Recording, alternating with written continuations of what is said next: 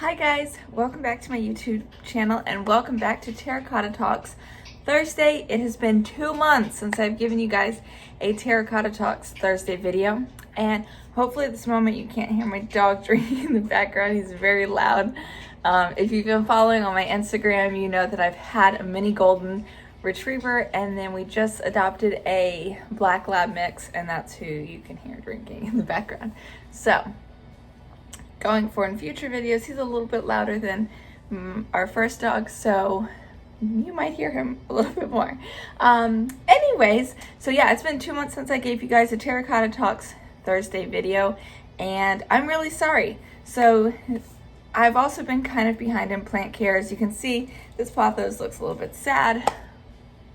That's just been the case of my life lately. So in addition to the normal type of Terracotta Talks Thursday I give you guys where I talk about the plant and break it down for you, I'm also going to be doing some plant care with this plant because I've been dying to, one, show you guys, and two, actually clean it up a little bit. So let's get into it. Apologize if you hear my dog whining in the background. Hopefully I won't have to do a voiceover if he keeps talking. He's messing with this plant. You can't see it as well. I'll try to zoom in a little bit for you, but it has well outgrown what I staked it on. You can't even see it fully in the video. It's probably a good 4 feet tall. No, probably more than 4 foot tall. Probably over 4 foot tall, close to 5. And then it's also got this branch that goes way out over here. And I wish I could find a picture. It's about 1.5 years old.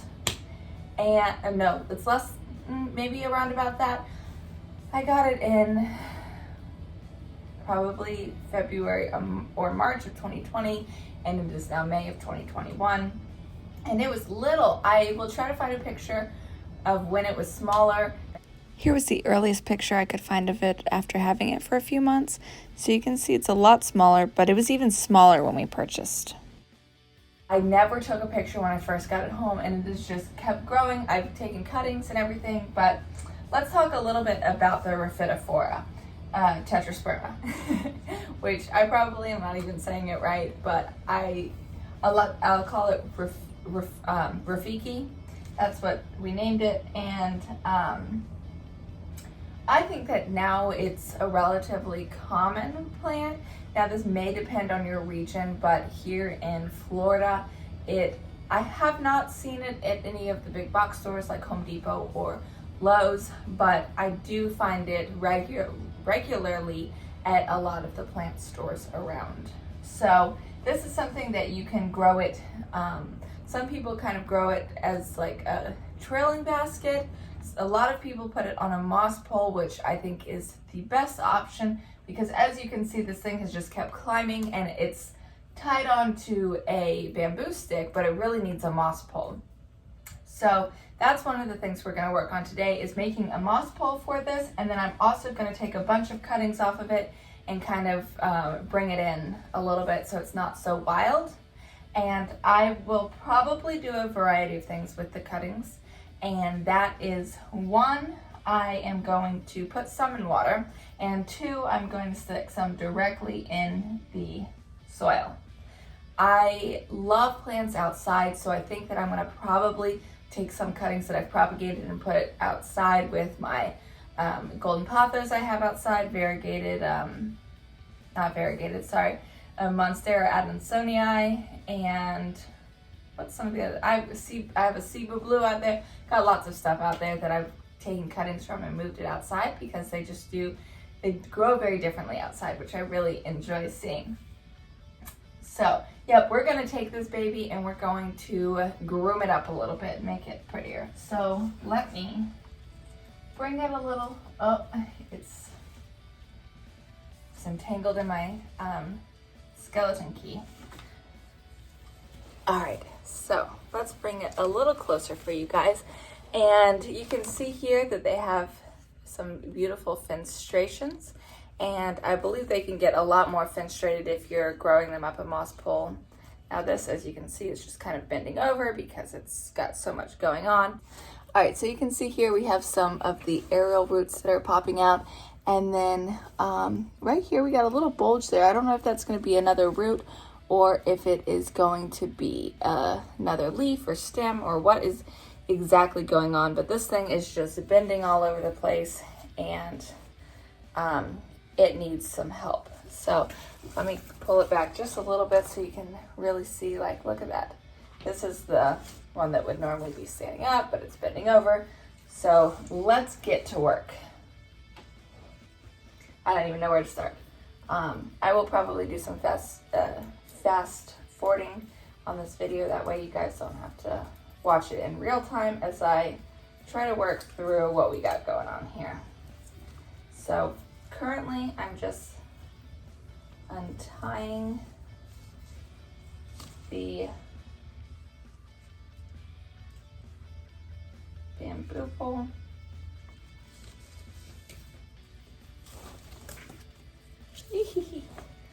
All right, so here's the bamboo. All right, so I'm gonna first get started with doing the moss pole for this, and I will definitely speed this video up and cut some of that out. If you do want to know how to make a moss pole, I've got a couple of videos that I will link in the description box below where I have made moss poles. So if you're interested in knowing how I make them, you can go watch those videos and hopefully they'll be a little bit more helpful. But I'm not gonna clog up this video with that again. So I'm gonna go ahead and get started.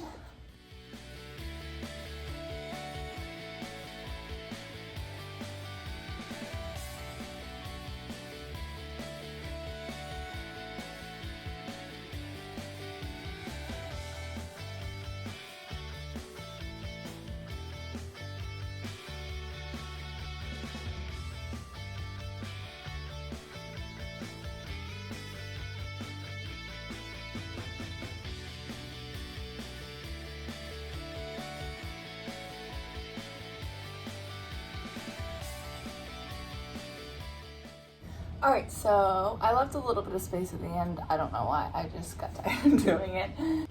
I used a mixture of damp and dry moss to put this together so that it's a little bit moist already.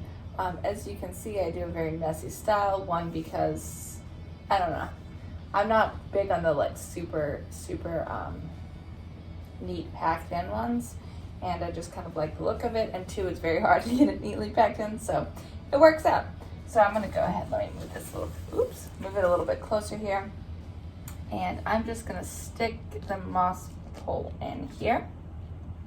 And then let's see.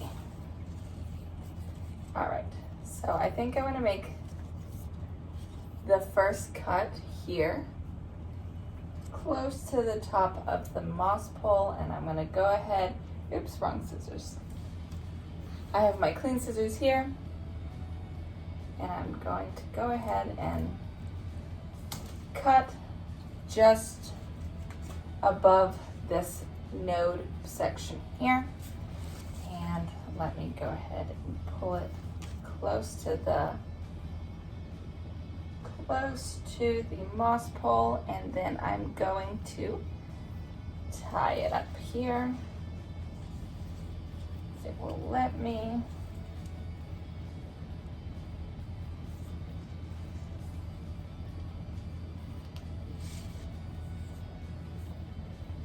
So right now I'm just using some of those leftover strings that I had originally had it tied up when it was just the bamboo stake, and I am tying this to the moss pole for now.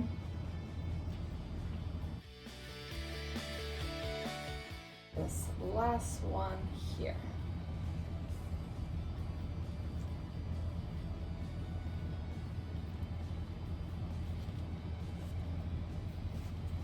All right, so it's already feeling a lot less stressful now that it's growing up here.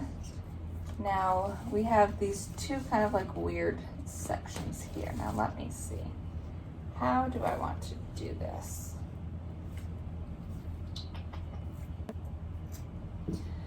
So I've got a piece of twine, and I'm gonna just kind of pull this piece in closer to the moss pole so that it'll eventually start growing up towards the moss pole. Like that. Okay, that feels a lot cleaner. Now I've got these two big pieces. So I think what I'm going to do is I'm going to attempt to root this directly in the soil. So I'm going to cut off these bottom 3 leaves.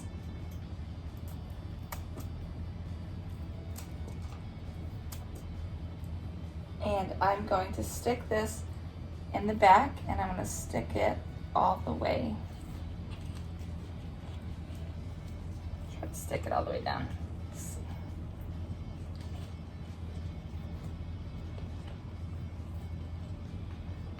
There we go. All right, so I stuck that all the way down here in the back. And then I'm going to attempt to tie this up on the back side.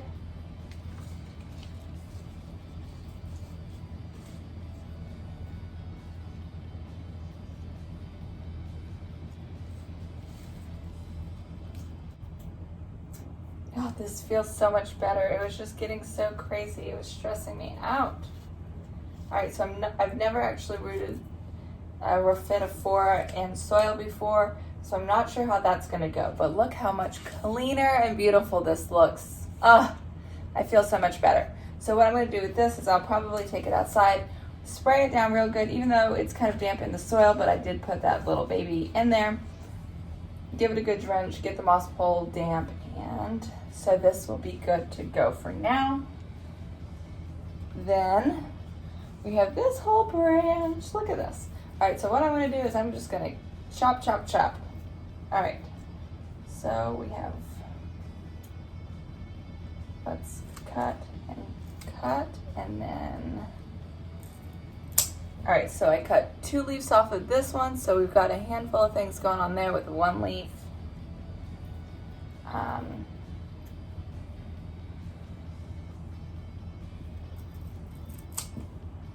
This one looks like it might have 2 nodes with 1 leaf.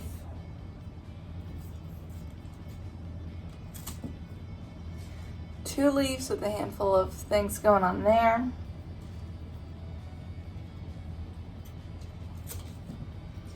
One leaf, 1 node area.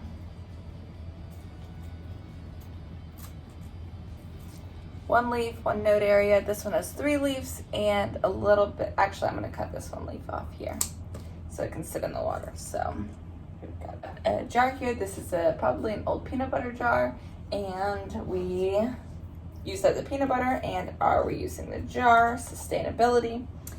And I'm gonna pop all of these in here.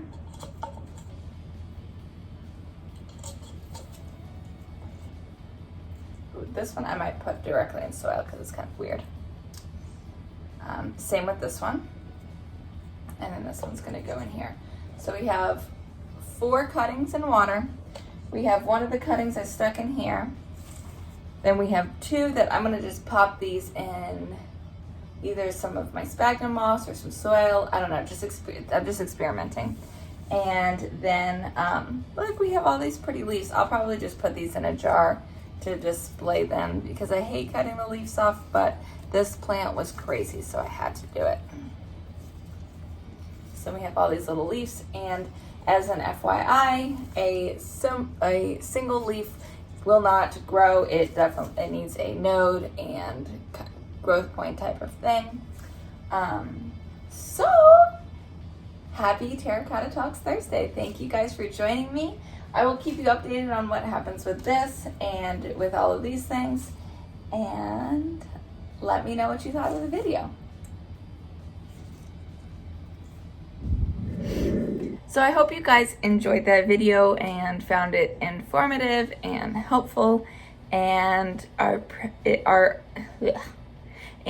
also proud of how beautiful it is and how the outcome is from what we just worked on. So please give my channel a subscribe if you haven't already. Give us a thumbs up or a thumbs down if you don't like it, and definitely comment and let me know what you would like to see in future Terracotta Talks Thursday videos. Bye guys, thanks again.